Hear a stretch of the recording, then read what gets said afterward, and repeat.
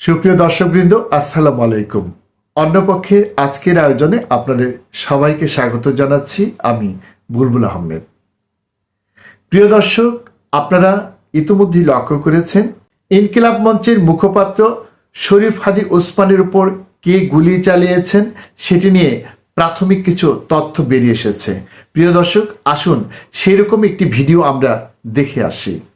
রাজধানীর বিজয়নগরে গেল শুক্রবার জুমার নামাজের পরপরই নেমে আসে আতঙ্কের ঘন ছায়া। নামাজ শেষে মতিঝিলের দিক থেকে একটি কালো মোটরসাইকেলে করে দুজন ব্যক্তি আসে। মোটরসাইকেলের পেছনে বসা ব্যক্তি ক্লোজ রেঞ্জ থেকে ঢাকা ৮ আসনের সম্ভাব্য স্বতন্ত্র প্রার্থী ও ইনকিলাব মঞ্চের মুখপাত্র শরীফ ওসমান হাদীর মাথা লক্ষ্য করে গুলি চালায়, কিন্তু গুলি তার বাম চোয়ালে লাগে। হামলার পরপরই মোটরসাইকেলটি দ্রুত গতিতে এলাকা ত্যাগ করে। ওসমান হাদী রাস্তার উপর লুটিয়ে পড়েন। গুলিবর্ষণের সময়কার বিভিন্ন সিসিটিভি ফুটেজ প্রকাশ পেয়েছে, তাতে কয়েকজনের তথ্য সামনে আসছে।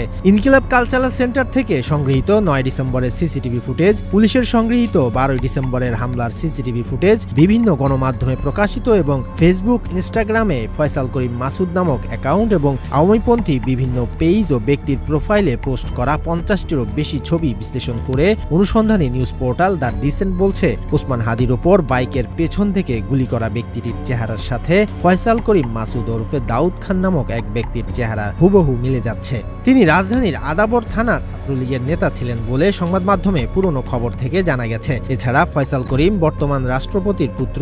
তৎকালীন রাষ্ট্রপতির বাসভবনে ঢুকে তার সাথে ছবি এবং স্বরাষ্ট্রমন্ত্রীর সাথে একান্তে তোলা কয়েকটি ছবিও সামনে এসেছে। এছাড়া আওয়ামী লীগ নেতা জাহাঙ্গীর কবির নানক এবং আসাদুজ্জামান খান কামালের বিশ্বস্ত অনুসারী বলেও জানা গেছে। দুটি ফেস ডিটেকশন অ্যাপে ফয়সাল করিমের একাধিক ছবি তুলনামূলকভাবে যাচাই করেও ইনকিলাব কালচারাল সেন্টারের সিসিটিভি ফুটেজে দৃশ্যমান ব্যক্তির মিল পাওয়া গেছে। বিশেষভাবে উল্লেখযোগ্য হচ্ছে গুলিকারীর বাম হাতে থাকা বিশেষ ডিজাইনের ঘড়িটি পরা অবস্থায় ফয়সাল করিম মাসুদের ইনস্টাগ্রাম এবং ফেসবুক প্রোফাইলে একাধিক ছবি পাওয়া গেছে। ২০২৪ সালের নভেম্বর মাসে একাধিক মূলধারার সংবাদ মাধ্যমে ফয়সাল করিমের ছবি সহ খবর প্রকাশিত হয়েছিল। রাজধানীর মোহাম্মদপুরের আদাবর এলাকায় একটি অফিসে ঢুকে অস্ত্রের মুখে ১৭ লাখ টাকা লুট ও ডাকাতির মামলায় প্রধান আসামি হিসেবে ফয়সাল করিম র্যাবের হাতে গ্রেপ্তার হয়েছিলেন। যদিও পরে কিভাবে তিনি ছাড়া পান সে বিষয়ে কোনো সংবাদ প্রতিবেদন পাওয়া যায়নি। প্রিয় দর্শক, আপনারা এতক্ষণ যা দেখলেন তা থেকে বোঝা যায় যে এই ঘটনাটি আওয়ামী লীগ ঘটিয়েছে এবং সাংবাদিক জুলকারনাইন স্যার যেমনটি বলেছেন, এক্ষেত্রে ভারতের একটি বিশেষ পরিকল্পনা রয়েছে। জুলকারনাইন স্যারের বক্তব্য এবং এক্ষেত্রে যে তথ্যগুলো বেরিয়ে আসছে সেই তথ্যের প্রেক্ষিতে এটি কিন্তু মোটামুটি আমরা ধারণা করতে পারি যে এই ঘটনার পেছনে আওয়ামী লীগের একটি সুনির্দিষ্ট পরিকল্পনা রয়েছে। প্রিয় দর্শক, সাদা চোখে কিন্তু আমরা এমনটি দেখছি, কিন্তু এই ঘটনা যে আসল সত্য নয় তেমনটি তো হতে পারে। আমরা ইতিমধ্যে দেখেছি একটি মহল এই ঘটনার দায় জামাত ইসলামীর উপর চাপানোর চেষ্টা করছে, আর বিভিন্ন মহল চাপানোর চেষ্টা করছে মির্জা আব্বাসের উপর। তবে এখন পর্যন্ত পুলিশ কিন্তু এই ব্যাপারে মুখ খুলছে না। তারা কোনো একটি নির্দিষ্ট গ্রুপকে এই জন্য দায়ী না করে তারা অপরাধী শনাক্ত এবং তাদেরকে গ্রেফতারের চেষ্টা চালিয়ে যাচ্ছে। এরই মধ্যে একটি বিশেষ তথ্য বেরিয়ে এসেছে। প্রিয় দর্শক, কি সেই তথ্য, আসুন তা আমরা একটু দেখে আসি। ঢাকা ৮ আসনের স্বতন্ত্র প্রার্থী ও ইনকিলাব মঞ্চের মুখপাত্র শরীফ ওসমান হাদীর ওপর হামলার ঘটনায় দেশের রাজনৈতিক অঙ্গনে নতুন উত্তেজনা তৈরি হয়েছে। হামলার মূল আসামি সাবেক ছাত্রলীগ নেতা ফয়সাল করিম মাসুদ ২০২৪ সালে ৮ই নভেম্বর ডাকাতির সময় অস্ত্রসহ গ্রেফতার হন। এরপর তার বিরুদ্ধে অস্ত্র আইনে মামলা দায়ের করা হয়। অস্ত্র মামলায় একজন কুখ্যাত আসামি কিভাবে এত দ্রুত জামিন পায়, কে দিল জামিন, সামাজিক যোগাযোগ মাধ্যমে এসব বিষয়ে উঠছে নানা প্রশ্ন। ফয়সাল করিমের জামিনের জন্য বিএনপির আইন বিষয়ক সম্পাদক কায়সার কামাল ও মাহফুজুর রহমান হাইকোর্টে আবেদন করেন। ১৬ ফেব্রুয়ারি বিচারপতি মোহাম্মদ আলী ও বিচারপতি এস.কে তাহসিন আলী তাকে ৬ মাসের জামিন দেন। এর মেয়াদ শেষ হওয়ার আগেই আবারও ১২ আগস্ট জামিনের সময়সীমা বৃদ্ধির জন্য পুনরায় আবেদন করলে বিচারপতি মোহাম্মদ আলী ও বিচারপতি ইউসুফ আবদুল্লাহ সুমনের বেঞ্চ ১ বছরের জন্য জামিন মঞ্জুর করেন। আদালতের নথি অনুযায়ী 16 ফেব্রুয়ারি জামিন আদেশ হওয়ার পর দ্রুত প্রক্রিয়া শেষে 19 ফেব্রুয়ারি হাইকোর্টের ওয়েবসাইটে প্রকাশিত হয়। সুপ্রিম কোর্টের ওয়েবসাইটে এই দুটি আদেশের কপিও পাওয়া গেছে। প্রিয় দর্শক, আপনারা এতক্ষণ যেটি দেখলেন সেটি হচ্ছে একটি জামিনের কাগজ। এই জামিনের কাগজটি হচ্ছে ফয়সালের, যে ফয়সালকে এই গুলিবর্ষণের ঘটনায় শনাক্ত করা হয়েছে। আমরা আগেই বলেছি, সাদা চোখে দেখছি ফয়সাল যেহেতু ছাত্রলীগের কর্মী এবং তার সাথে আওয়ামী লীগের নেতাদের বিশেষ সখ্য রয়েছে, সেহেতু এই ঘটনাটি আওয়ামী লীগই ঘটিয়েছে। কিন্তু আমরা এই যে জামিনের কাগজটি দেখলাম, এখানে আমরা দেখছি এই ফয়সালের আইনজীবী হিসেবে রয়েছেন বিএনপি নেতা ব্যারিস্টার কায়সার কামাল। এখানে কিন্তু ঘটনার একটি নাটকীয়তা রয়েছে। যেহেতু ফয়সাল ছাত্রলীগের নেতা বা কর্মী এবং আওয়ামী লীগের সাথে তার বিশেষ ঘনিষ্ঠতা রয়েছে, সেহেতু তার জামিনের ক্ষেত্রে কিন্তু একজন আওয়ামী লীগ ঘরানার আইনজীবীরই অংশ নেওয়ার কথা, কিন্তু আমরা সেটি দেখছি না। আমরা দেখছি বিএনপির একজন আইনজীবীর মাধ্যমে তার জামিন হয়েছে। প্রিয় দর্শক, যে ধরনের কথা শোনা যাচ্ছে যে আওয়ামী লীগকে এখন বিএনপি শেল্টার দিচ্ছে, এই ক্ষেত্রে কি তার কোনো ধরনের লক্ষণ আপনারা দেখতে পাচ্ছেন? হয়তো পাচ্ছেন, কারণ ব্যারিস্টার কায়সার কামাল বিএনপির সাধারণ মানের কোনো নেতা নয়।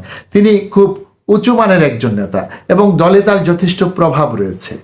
সেই ব্যারিস্টার কায়সার কামাল যার জামিন করিয়েছেন, তার নিশ্চয়ই আওয়ামী লীগ সম্পৃক্ততার পাশাপাশি বিএনপি সম্পৃক্ততাও রয়েছে বলে আমরা কি ধারণা করতে পারি না?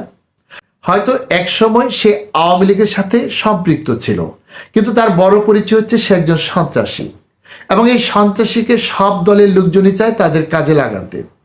এই আওয়ামী লীগের চিহ্নিত সন্ত্রাসীকে যদি বিএনপি তার কাজে লাগাতে চায়, তাহলে তাতে কি আশ্চর্য হওয়ার কিছু থাকবে? এই সন্ত্রাসীরা কি কোনো দলের আদর্শ সৈনিক? তা তো স্বার্থের পেছনে ঘোরে। তারা যে তাকে শেল্টার দিবে, যে তাকে সুবিধা দিবে, সেদিকেই তো যাবে। এদিক থেকে যদি সবাই যেমনটি বলছেন শরীফ হাদি ওসমানকে গুলিবর্ষণের ঘটনায় মির্জা আব্বাসের হাত রয়েছে, সেরকমটি ঘটে থাকে, তাহলে কি অবাক হওয়ার কিছু থাকবে? এই কায়সার কামালের মধ্য দিয়ে যদি এই ফয়সালের সাথে মির্জা আব্বাসের কোনো একটি যোগসূত্র স্থাপিত হয়ে থাকে, সেটিকে কি খুব অস্বাভাবিক বলা যাবে? আমার তো মনে হয় না।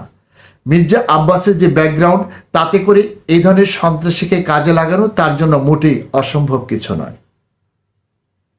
এক ঢিলে দুই পাখি মারার মতো এই ঘটনার মধ্য দিয়ে যেমন আওয়ামী লীগকে দোষারোপ করার চেষ্টা করা হয়েছে, ছাত্রলীগকে দোষারোপ করার চেষ্টা করেছে, অপরদিকে তেমনি মির্জা আব্বাস তার পথের কাঁটাও সরিয়ে দেওয়ার একটা চেষ্টা যে করেননি, তা কিন্তু আমরা জোর করে বলতে পারি না।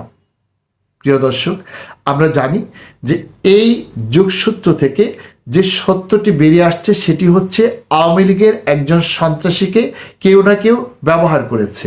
কে ব্যবহার করেছে? নিশ্চয়ই তিনিই ব্যবহার করেছেন, যিনি তাকে এই ব্যাপারে আশ্বস্ত করতে পেরেছেন যে এই গুলিবর্ষণের ঘটনার পর সে যদি ধরা পড়ে, তবে তাকে ছাড়িয়ে নেওয়ার সব ব্যবস্থা তারা করবেন। এমনকি এ কারণে তার যদি কোনো ধরনের দণ্ড বা শাস্তি হয়, তাহলে সেই দণ্ড মওকুফ করার ব্যবস্থাও তারা করবেন।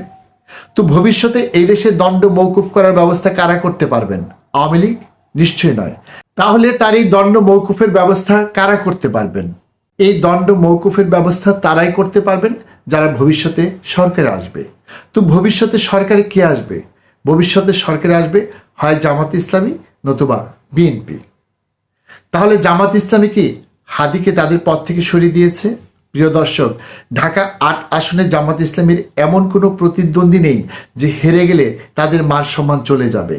সুতরাং এক্ষেত্রে সন্দেহের তালিকায় একমাত্র রয়েছেন মির্জা আব্বাস। তিনি যদি সে আসনে হেরে যান, তাহলে কিন্তু তার মান সম্মানের যথেষ্ট ক্ষতি হবে, এবং এই জন্যই তিনি চাইবেন তার শক্ত কোনো প্রতিদ্বন্দ্বী থাকলে তাকে কৌশলে সেই জায়গা থেকে সরিয়ে দিতে। এই বিষয়গুলোকে যদি আমরা মাথায় রেখে সবগুলো ঘটনাকে এক সূত্রে গেঁথে নিই, তাহলে দেখব এই ক্ষেত্রে ছাত্রলীগ নেতা ফয়সালকে যদি কেউ কাজে লাগিয়ে থাকেন, তাহলে সেটা জামাত ইসলামী অথবা আওয়ামী লীগ হওয়ার সম্ভাবনা যতটা রয়েছে, তার চেয়ে অনেক অনেক বেশি সম্ভাবনা রয়েছে বিএনপির, এবং সম্ভবত এই কাজটি মির্জা আব্বাসী সংঘটিত করেছেন। প্রিয় দর্শক, মির্জা আব্বাস যে এই ঘটনার সাথে কোনো না কোনোভাবে সম্পৃক্ত তার প্রমাণ পাওয়া যায় মির্জা ফখরুল ইসলাম আলমগীরের উত্তেজনায়। প্রিয় দর্শক, আসুন সেই সংক্রান্ত একটি ভিডিও আমরা দেখে আসি। আরেকটি বিষয় আছে যেটা আমাদের আলোচনা হয়েছে স্ট্যান্ডিং কমিটিতে। আপনারা আজকে দুপুরে যে একটা গুলির বিদ্ধ হয়েছেন হাদি সাহেব, না হাদি ওসমান হাদি। ইনসাফ পার্টির ওসমান হাদি সাহেব, ইনকিলাব পার্টি, দুঃখিত, ইনকিলাব পার্টি যে মঞ্চ, ইনকিলাব পার্টির মঞ্চের সম্ভাব্য প্রার্থী তিনি গুলিবিদ্ধ হয়েছেন। এটা আমরা সাথে সাথে আমাদের ভারপ্রাপ্ত চেয়ারম্যান মহোদয় কন্ডেম করেছেন, পার্টির তরফ থেকে স্টেটমেন্ট দেওয়া হয়েছে, আমিও বলেছি। আমরা এটাকে সাথে সাথে নিন্দা জানিয়েছি এবং অতি দ্রুত যারা এই চেষ্টা করেছে অথবা আপনার গুলি করেছে তাদেরকে বের করে তদন্ত করে তাদেরকে আইনের আওতায় আনার জন্য আমরা বলেছি। আমরা একথাও বলেছি যে ঘটনা থেকে প্রমাণিত হয় যে সমস্ত অপশক্তি এই দেশে নির্বাচনকে বানচাল করার জন্য, নির্বাচনটাকে যাতে না হয় তার সেই চেষ্টা করার জন্য যারা কাজ করছে তাদেরই একটা চক্রান্ত বলে আমরা এটাকে মনে করি। সেভাবে আমরা স্টেটমেন্টও দিয়েছি। এবং সব আরও দুর্ভাগ্য যে এটা না বলে আমি পারছি না যে আমাদের সিনিয়র একজন স্ট্যান্ডিং কমিটির সদস্য মির্জা আব্বাস সাহেব, তিনি দীর্ঘকালের একজন আমাদের এই বিএনপির আমাদের নেতা, তিনি ওই আসনে তিনি একজন প্রার্থী আমাদের। তিনি স্বাভাবিকভাবেই একজন রাজনৈতিক নেতা হিসেবে তিনি সহানুভূতি দেখানোর জন্য সাথে সাথে সেখানে ছুটে গিয়েছিলেন।